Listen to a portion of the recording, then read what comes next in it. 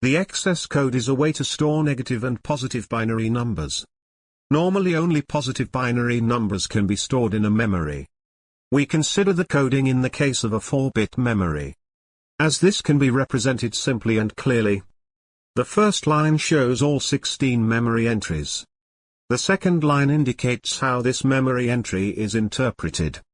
By default, the entries are interpreted as binary numbers from 0 to 15. But sometimes you want to store negative numbers as well as positive ones. To achieve this, there are several possibilities. The excess code is one of them. Thereby the value range is shifted by a certain number of digits, so that negative numbers can also be represented. With the code excess 0, the value range is shifted by 0 digits. This corresponds to no shift and the value range remains 0 to 15.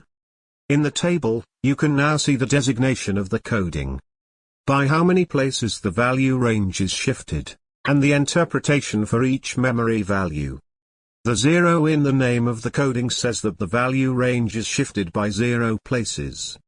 Of course, it makes more sense if the value range is actually shifted.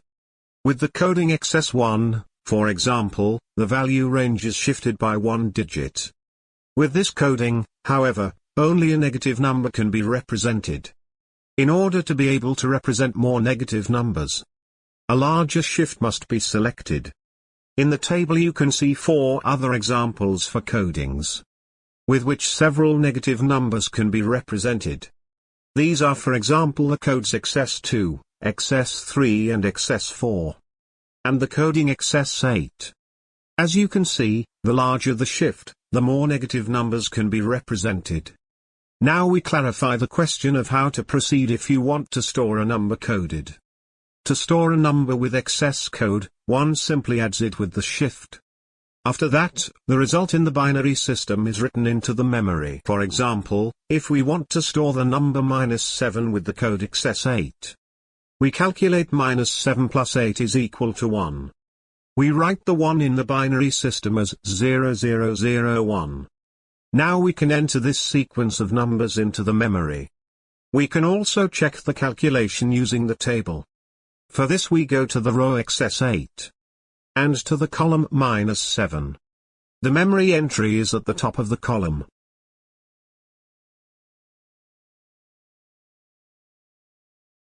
In practice, it is often useful to be able to store the same number of negative and positive numbers. For example, when we want to store the result of a measurement, and this result is in the range around 0. For these cases the balanced excess code is used.